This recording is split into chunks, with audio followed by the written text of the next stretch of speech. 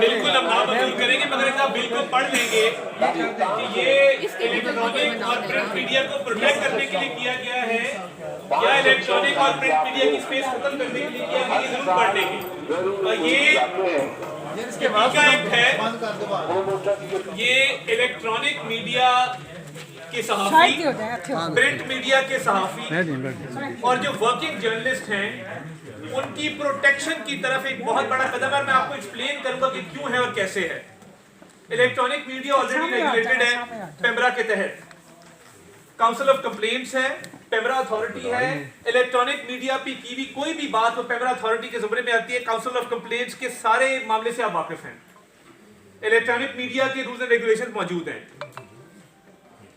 Digital media کے اوپر کوئی شخص کسی کو واجب القتل قرار دے کہ یہ واجب القتل ہے، جس طرح شخص نے کہا کہ قاضی فاضی صاحب نے سر کاٹ کے لائے گا میں اتنے کروڑ پہ اس کو دوں گا، کسی کے بچے کی کوئی تصویر لگائے، انویژن آف پریویسی کرے، جو مرضی کرے، کسی قسم کا کوئی قانون لاگو نہیں ہوتا.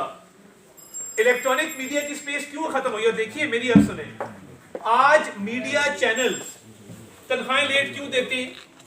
کیا وجہ ہے کہ میڈیا چینل اب سنو کے ساتھ جو ہو رہا ہے، میں کوشش کروں گا کہ سنو کے کسی امپلائی کو نہ نکالا جائے. ہمیں حقیقت پہ بات کرنی چاہیے نا. اس میں کہاں لکھا ہے کہ ورکنگ جرنلسٹ کے خلاف لا بنا ہے؟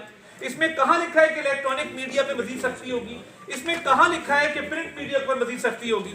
میری گزارش آپ سے یہ ہے کہ ڈیجیٹل میڈیا پلیٹ فارم کے اوپر صحافت کے نام پہ بغیر پریس کلب کی ممبرشپ کے، بغیر کسی صحافتی آرگنائزیشن کی ممبرشپ کی، بغیر صحافت کے پیشے سے منسلک ہوئے جو لوگ کیمرہ نکال کے اپنے ویوز ریکارڈ کرتے ہیں، کوئی نہ کوئی پلیٹ فارم تو ہوگا جس کو وہ جواب دے ہوں گے. کسی اخبار کے صحافی کا کوئی ڈیوز لیٹ ہوتے ہیں، آئی ٹی این ای موجود ہے، آئی ٹی این ای کے پاس آپ جاتے ہیں چیک مل جاتا ہے، آئی ٹی این ای کے پاس آپ جاتے ہیں وہ آپ کی کمپلینٹ سنتے ہیں، اخبارات کو کہتے ہیں واجبات ادا کریں. ڈیجیٹل میڈیا کے اوپر کیا وجہ ہے کہ واجب القتل قرار دیں، کسی پہ بلاسفیمی کا الزام لگائیں، کسی کو کہیں کہ اس کا گھر توڑ دو، آگ لگا دو، کوئی اتھارٹی اس کا نوٹس نہیں لے سکتی. اس کے اندر پہلی دفعہ سوشل میڈیا کو ڈیفائن کیا گیا ہے کہ سوشل میڈیا ہے کیا. سوشل میڈیا ہر وہ آن لائن پلیٹ فارم یا ویب ایپلیکیشن جس کے ذریعے کوئی بھی انفارمیشن ٹرانسمٹ کی جاتی ہے، اس کو سوشل میڈیا کے طور پہ ڈیفائن کیا گیا ہے.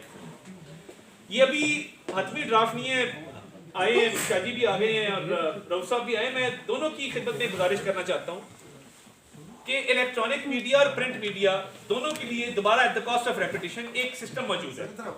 پیمرا کی کاؤنسل آف کمپلینٹ ہے، جہاں پہ کوئی بھی کمپلینٹ جاتی ہے وہاں پہ اس کو ایڈریس کیا جاتا ہے. پرنٹ میڈیا کے اپنے فورمز موجود ہیں.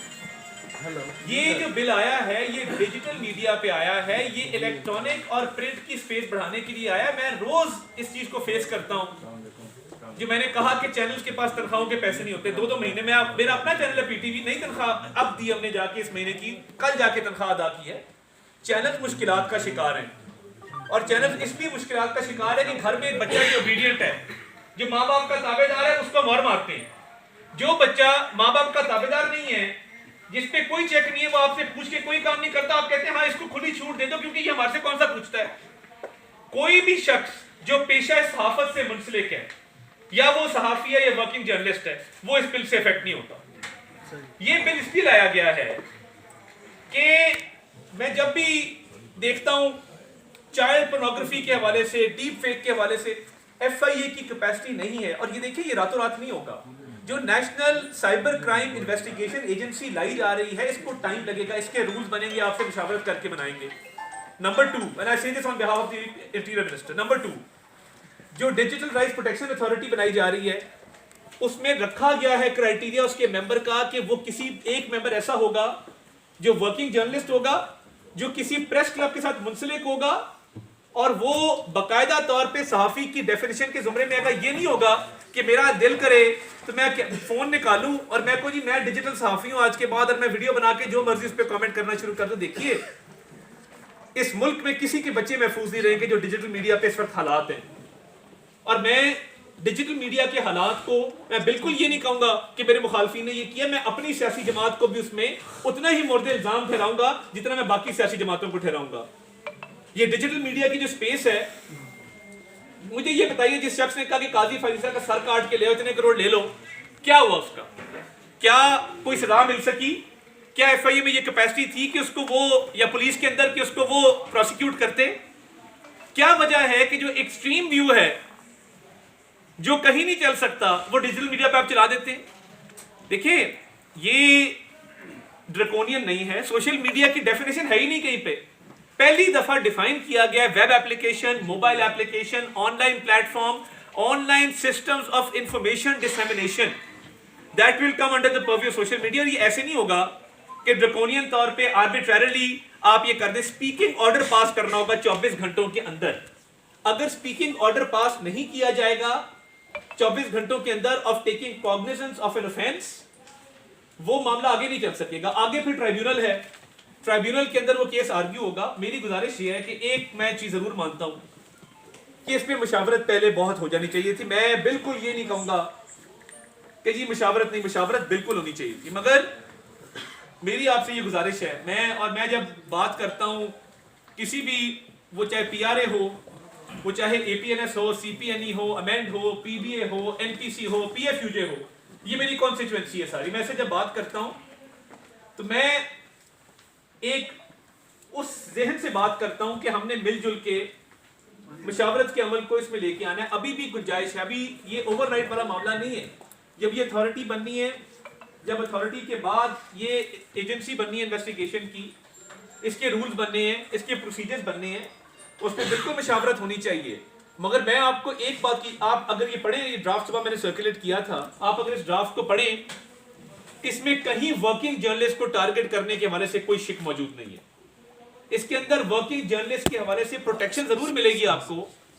مگر مجھے یہ بتائیے کہ یہ کہاں کا انصاف ہے کہ کیونکہ الیکٹرانک میڈیا پہ ایک ریگولیٹری اتھارٹی بیٹھی، اس کی سپیس شرنک ہوتی جائے، وہ تنخواہیں نہ دے سکیں، وہ انکریمنٹس نہ دے سکیں، اور چینل بند ہونے کے دہانے پہ آ جائیں، اخبارات کی سرکولیشن اتنی کم ہو جائے کہ وہ نان ایگزسٹنٹ ہو جائیں اور وہ بھی تنخواہیں نہ دے سکیں. مگر جس کے پاس ایک کیمرہ ہے وہ پاکستان کو ٹیکس نہیں دیتا. اور مجھے یہ بتائیے جتنے ڈالر آتے ہیں، کیا پاکستان کی اکانومی میں ڈالر آتے ہیں؟ ہر کسی کا ایجنٹ یورپ میں بیٹھا ہے، امریکہ میں بیٹھا ہے، یو کے میں بیٹھا ہے، وہیں پہ ڈالر ادا ہوتے ہیں. جو ویلاگر یوٹیوبر جن کا 40 لاکھ روپیہ کما رہا ہے، وہ میرے کاسٹ پہ نہیں کما رہا، وہ اس کیمرہ مین اور ٹیکنیشین کی تنخواہ پہ کما رہا ہے جس کو اس کا ادارہ پے نہیں کرتا.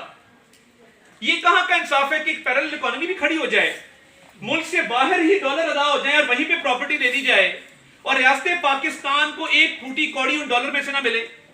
ہمارے زر مبادلہ کے ذخائر بڑے ہیں، مانا اس بات کو، مگر اس کی کیا وجہ ہے کہ حکومت پاکستان کو ہم سمجھتے ہیں کہ اگر ہم نے ویلاگ کیا ہے یا ہمارا کوئی یوٹیوب چینل ہے تو ہم حکومت پاکستان کو کوئی پیسہ نہیں دیں گے. دیکھیے بات یہ ہے کہ اس پہ آپ کامنٹ کریں، اس پہ آپ بات چیت کریں، اس پہ آپ اپنی کامنٹری دیں، اس پہ آپ اپنا کرٹیک دیں، مگر میں نے کچھ حقائق آپ کے سامنے رکھنے ہیں، کچھ غلطیوں کو بھی تسلیم کیا اور اس بات کو مانا ہے کہ بالکل مشاورت ہونی چاہیے تھی. مگر اس بل کے اندر مجھے آپ بتا دیں کہ ورکنگ جرنلسٹ یا جو پیشہ ور صحافی ہیں وہ کہاں پہ ٹارگٹ ہو رہے ہیں.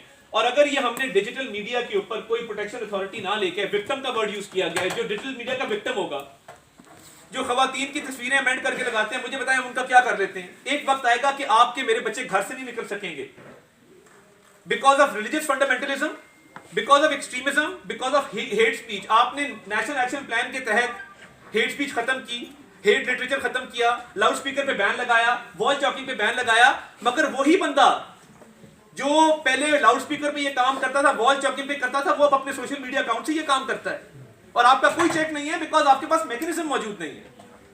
تو یہ وکٹم کا ورڈ، کمپلیننٹ کا ورڈ، اس میں صحافی اسپیسیفائی نہیں کیا گیا. Any person who commits this, any person کا مطلب کوئی بھی شخص ہے جو یہ کرائم کمٹ کرے گا ڈیجیٹل سپیس کے اندر. پوری دنیا میں آسٹریلیا کا ڈیجیٹل سیفٹی کمیشن دیکھ لیں، پوری دنیا کے اندر میکینزم موجود ہیں جہاں پہ اس چیز کو ایڈریس کیا جاتا ہے. جہاں پہ اگر کوئی کسی کی بچی کی تصویر کسی اور کے چہرے پہ لگا کے لگاتا ہے یا ڈیپ فیک لگاتا ہے، اس کا نوٹس لیا جاتا ہے. اگر کوئی خواتین کی ہراسمنٹ کرتا ہے، نوٹس لیا جاتا ہے. اگر میرے ریلیجس ویوز کی وجہ سے مجھے کوئی واجب القتل قرار دے تو میں کس کے پاس جاؤں؟ یہ اس سے الیکٹرانک میڈیا کی سپیس کھلے گی، اس سے مزید سسٹم کے اندر بہتری آئے گی، گورنمنٹ کے ریونیوز بہتر ہوں گے، اور میں چاہوں گا کہ ہم بیٹھ کے اس پہ بات چیت ضرور کریں اگر آپ چاہیں گے تو. مگر میں دو چیزیں تسلیم کی کہ ڈیجیٹل سپیس کو پلوٹ کرنے میں تمام پولیٹیکل پارٹیز کا بھی ہاتھ ہے انکلوڈنگ مائی اون. یہ بات میں نے تسلیم کی. یہ بھی بات میں تسلیم کرتا ہوں کہ اس میں مشاورت ہونی چاہیے تھی. اگر یہ میں لا رہا ہوتا انفارمیشن منسٹری کے تحت ہوتا, میں کلیکٹو منسٹری رسپانسبلٹی ہے اور میں اس پہ بات بالکل کروں گا. میں ابھی بھی وہ پی آر اے ہے, وہ جوائنٹ ایکشن کمیٹی ہے, وہ پی بی اے ہے, اے پی این ایس ہے, سی پی این ای ہے, امینڈ ہے, این پی سی ہے, میں سب کو دعوت دیتا ہوں, ہم اس پہ بات کرتے ہیں, بیٹھتے ہیں. مگر یہ بل پڑھے ضرور کہ یہ بل ہے کیا اور یہ کیا جرنلسٹ کی پروٹیکشن کے لیے یا جرنلسٹ کو ٹارگٹ کرنے کے لیے لایا گیا.